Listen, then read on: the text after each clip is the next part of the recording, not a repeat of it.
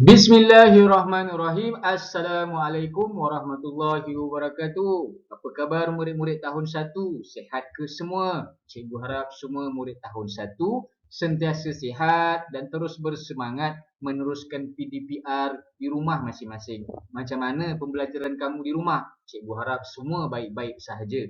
Pada minggu ini, murid-murid tahun 1 akan belajar berkenaan dengan unit 8 penyerapan, di mana pada minggu ini kita akan menfokus kepada objek yang menyerap air dan objek yang tidak menyerap air. Pada minggu ini, murid-murid akan mengenal pasti objek yang boleh menyerap air dan tidak boleh menyerap air dengan menjalankan penyiasatan. Jadi murid-murid, jika pada kamu ada buku teks, kamu boleh rujuk muka surat 71, 72 dan 73.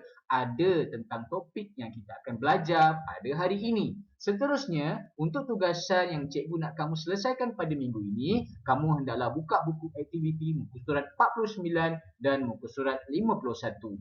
Sebelum kita belajar konsep tentang objek menyerap air dan objek tidak menyerap air, kita akan lihat satu eksperimen yang kita akan buat sebentar sahaja lagi. Jadi, adakah sudah bersedia? Mari kita buat, mari kita saksikan eksperimen berkenaan dengan objek menyerap air dan objek tidak menyerap air.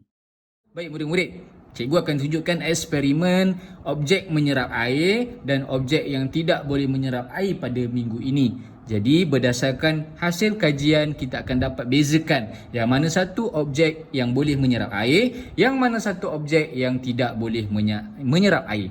Jadi untuk hari ini cikgu sediakan beberapa bahan untuk kamu lihat dan kamu buktikan bersama-sama dengan cikgu yang mana satu objek yang boleh menyerap air dan yang mana satu objek yang tidak boleh menyerap air. Cikgu ada kapas, cikgu ada pemadam, cikgu ada duit siling, cikgu ada sudu dan cikgu ada tisu, sapu tangan dan pewarna merah. Apa kita akan buat? Pada hari ini kita akan buat satu uji kaji. Setiap objek ini cikgu akan letakkan satu titisan air berwarna merah di atas setiap objek-objek ini. Akan terdapat dua hasil kajian yang mana objek yang boleh ataupun ada titisan air di atasnya ataupun tiada titisan air di atasnya apabila cikgu letakkan titisan air merah tersebut. Jadi mari kita cuba satu-satu. Baik, kita mulakan dengan pemadam. Kita akan titiskan air merah di atas pemadam dan kita lihat apa yang akan berlaku. Okay, cikgu letakkan titis-titis merah. Banyak cikgu tak nampak. Okey. Walaupun cikgu letak banyak, titisan merah tersebut masih kekal di atas pemadam tersebut. Dia masih ada lagi di situ. Nampak masih kekal lagi merah tersebut. Ini hasil kajian kita yang pertama untuk pemadam. Pemadam, bila kita letak titisan merah di atasnya, ada titisan air tersebut kekal di atas pemadam. Okey, ini untuk pemadam. Okey, kita pergi untuk tisu pula. Okey, cikgu ada satu tisu. Cikgu letakkan di sini. Okey. Cikgu ambil titisan air berwarna merah. Cikgu titiskan di atas tisu tersebut. Kamu tengok. Cikgu letak banyak ni. Okey, sana cikgu letak, sini cikgu letak. Di mana-mana tisu yang cikgu letak ini, titisan air yang cikgu titiskan tidak ada di atas objek tersebut. Dan dia telah meresap di dalam tisu ini. Ini untuk tisu. Tiada titisan air yang kekal di atas objek tersebut apabila cikgu titiskan pewarna merah ini. Ini untuk tisu.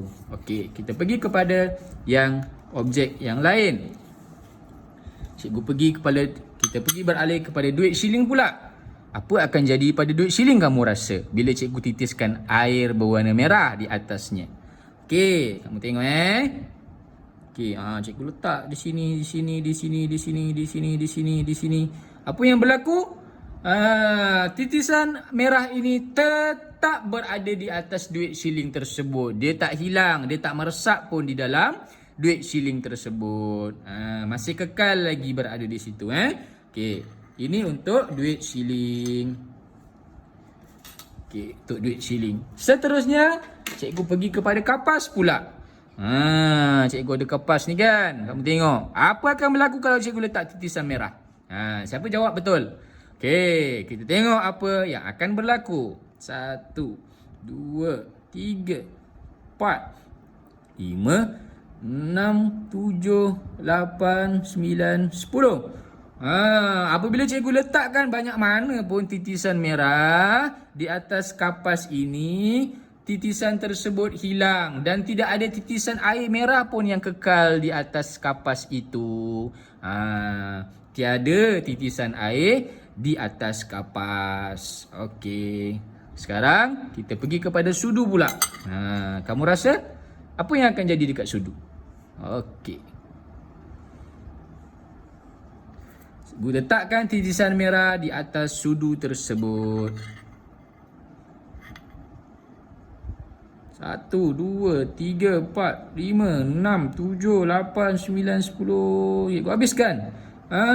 Titisan merah itu tetap ada dan kekal di atas sudu tersebut. Jadi untuk sudu ada titisan merah di atasnya. Nampak? Masih kekal, nampak lagi kat situ.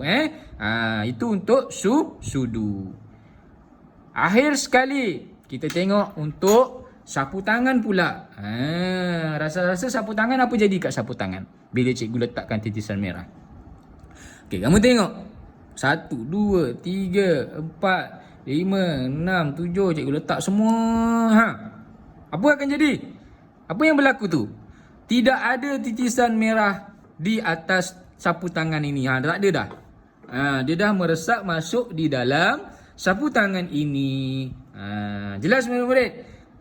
Dua hasil kajian yang kita dapat pada hari ini. Sama ada objek yang kita letak itu tiada titisan air di atasnya ataupun ada titisan air di atasnya. Dan cikgu dapat buat kesimpulan, objek-objek yang tiada titisan air di dalamnya, di atasnya, ialah objek-objek yang boleh menyerap air. Manakala objek-objek yang ada titisan air di atasnya adalah objek-objek yang tidak boleh menyerap air. Jelas? Baik murid-murid. Baik murid-murid, ini adalah dapatan kajian ataupun hasil pemerhatian eksperimen yang kita jalankan sebentar tadi. Ada dua hasil eksperimen yang dapat kita simpulkan. Yang pertama, objek yang tiada titisan air, dan yang kedua ialah objek yang ada titisan air. Untuk sudu, duit shilling dan pemadam adalah objek-objek yang digolongkan ada titisan air. Manakala untuk kapas, sapu tangan, tisu, kita letak banyak mana pun titisan air, hasilnya tiada titisan air di atas objek tersebut. Jadi dapatlah kita buat satu kesimpulan, objek yang tiada titisan air apabila kita letakkan di atasnya adalah objek yang menyerap air. Kerana apa? Kerana apabila kita letakkan titisan air di atas objek tersebut membenarkan, cikgu guna ayat, membenarkan air tersebut untuk meresap ataupun masuk dalam objek tersebut. Macam kapas, sapu tangan dan tisu. Manakala untuk objek yang ada titisan air, kita akan golongkan dalam objek yang tidak boleh menyerap air. Kamu bubuhlah banyak mana air ataupun titisan air di atas objek-objek tadi, untuk yang ada titisan air ini, dia tidak akan membenarkan air untuk menyerap. Sebab tu air tetap kekal berada di atas objek tersebut. Jelas Objek yang tiada titisan air adalah objek yang menyerap air. Manakala objek yang ada titisan air adalah objek yang tidak menyerap air. Itu hasil ataupun kesimpulan eksperimen yang cikgu tunjukkan pada kamu sebentar tadi. Baik murid-murid, mari kita mengelaskan objek. Ini dalam buku teks kamu ada Okey. Terdapat pelbagai objek di ruang dapur. Kita ada straw, gelas kaca, alas kaki, pinggan plastik, sudu logam, kain lap, mop dan tisu dapur. Apa kamu rasa objek mana yang boleh menyerap air? Objek mana yang tidak boleh menyerap air? Cuba kamu bayangkan mana satu objek-objek dekat sini yang boleh serap air dan yang mana satu adalah objek yang tidak boleh menyerap air. Macam kita buat eksperimen tadi. Untuk objek yang boleh menyerap air ni, bila kita letak titisan air, air akan meresap masuk dalam objek tersebut. Tetapi kalau objek yang ada titisan air, bila kita letak, dia tidak akan membenarkan air untuk meresap masuk dalam objek itu. Jadi, mana satu? Jom kita tengok sama. Okey, untuk objek yang boleh menyerap air, maksudnya bila kita letak titisan air, objek tersebut akan membenarkan air untuk meresap ataupun menyerap masuk. Kita ada tisu dapur, mop, alas kaki dan kain lap. Objek-objek ini ialah objek-objek yang boleh menyerap air. Sementara yang ni pula tidak boleh menyerap air ialah gelas kaca, sudu logam, pinggan plastik dan straw. Objek-objek ni tidak menyerap air. Jelas Itu yang kita nak belajar pada minggu ini. Cikgu nak awak boleh kelas dan awak boleh faham dan awak boleh bezakan yang mana satu objek yang boleh menyerap air dan yang mana satu objek yang tidak boleh menyerap air. Kesimpulan yang cikgu nak simpulkan pada minggu ini, objek yang membenarkan air untuk meresap masuk dikenali sebagai objek yang boleh menyerap air. Manakala objek yang tidak boleh ataupun tidak membenarkan air meresap masuk dalam objek tersebut ialah objek yang tidak boleh menyerap air. Cikgu harap kamu jelas Kita pergi kepada latihan pula. Kamu boleh buka buku aktiviti, muka surat 49, tulis tarikh hari ni, hari dan tajuk dah siap ada hari ni, objek menyerap air. Dia kata apa? Soalan tu kata warnakan objek yang menyerap air. Antara 6 objek ini yang mana boleh menyerap air, yang mana membenarkan air untuk meresap masuk dalam objek tersebut. Contoh, cikgu ambil yang paling satu contoh mainan plastik boleh tak menyerap air? Kalau kamu letak titisan air atas mainan plastik ataupun mainan yang ada kat rumah kamu, dia meresap tak? Tentu tidak Jadi kamu jangan warnakan mainan plastik. Jadi kamu cari objek yang boleh menyerap air, kamu warnakan. Ini untuk aktiviti yang pertama, muka surat 49.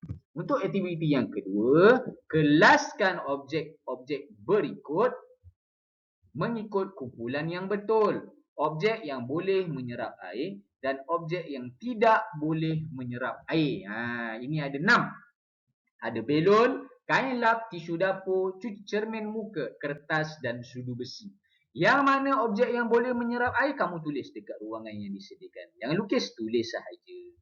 Tulis cantik-cantik Dan untuk objek yang tidak boleh menyerap air, dekat atas tu berapa ada 3 juga, kamu tulis dekat 3 ruangan yang disediakan. Dah selesai aktiviti kita pada minggu ini. Objek yang boleh menyerap air dan objek yang tidak boleh menyerap air. Cikgu harap jelas. Kalau ada apa-apa persoalan, terus WhatsApp ataupun maklum pada cikgu. Cikgu akan bantu sikit demi sedikit. Berjumpa lagi dalam PDPR yang akan datang. Terima kasih. Assalamualaikum.